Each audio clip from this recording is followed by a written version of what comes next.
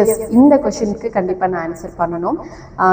ஒருத்தவங்க கேட்டிருக்காங்க, மேம் நான் ஒரு மளிகை கடை வச்சுருக்கேன், ஒரு சாதாரண மளிகை கடை வச்சுட்டுருக்கு, எனக்கே வந்து பார்த்தீங்கன்னா ஆப்போசிட்டில் கடை ஓப்பன் பண்ணுறாங்க, ஒரு பொட்டி கடை ஓப்பன் பண்ணுறாங்க, அந்த மாதிரி காம்படிஷன்ஸ் இருக்குது.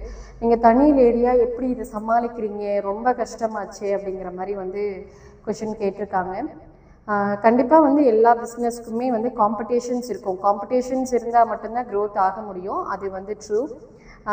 என்னோட காம்படிஷன் யார் அப்படின்னா கண்டிப்பாக எனக்கு தெரியல. பிகாஸ் நான் யாரையுமே காம்படிஷனாக நினைக்கிறது கிடையாது.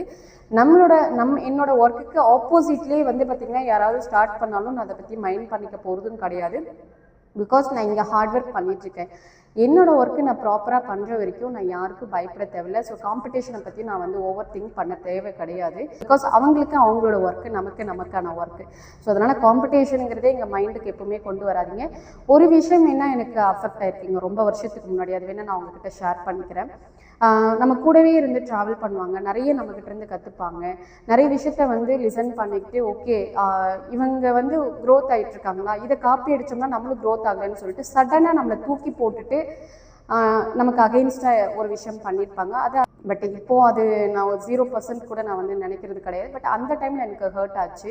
பிகாஸ் நான் பிலீவ் பண்ணுற ஒரே ஒரு விஷயம், இன்னொருத்தவங்களோட உழைப்பை திருடிட்டு நம்ம போய் பண்ணணும், இவங்கள மாதிரி க்ரோத் ஆகணும்னு நினச்சிங்க அப்படின்னா கண்டிப்பாக க்ரோத் ஆக முடியாது. இந்த மாதிரி நிறைய பேரை நான் பார்த்துருக்கேன். எப்பவுமே ஒரிஜினல் தான். இங்கேருந்து நீங்கள் காப்பியோ இல்லை ஜெராக்ஸோ எடுத்துகிட்டு போனீங்க அப்படின்னா அது ஜெராக்ஸ் தான், ஒரிஜினல் தான்.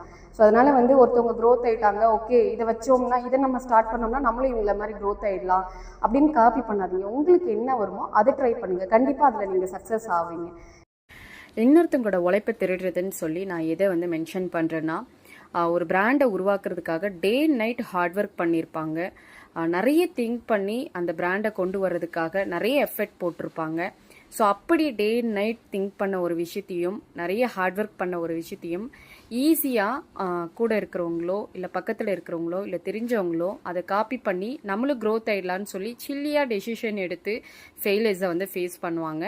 ஸோ அப்படி இல்லாமல் உங்களுக்கு என்ன விஷயம் தெரியுதோ அதில் ஸ்ட்ராங்காக நீங்கள் ஹார்ட் ஒர்க் பண்ணீங்க அப்படின்னாவே ஒரு நாள் வந்து சக்ஸஸை ரீச் பண்ணுவீங்க.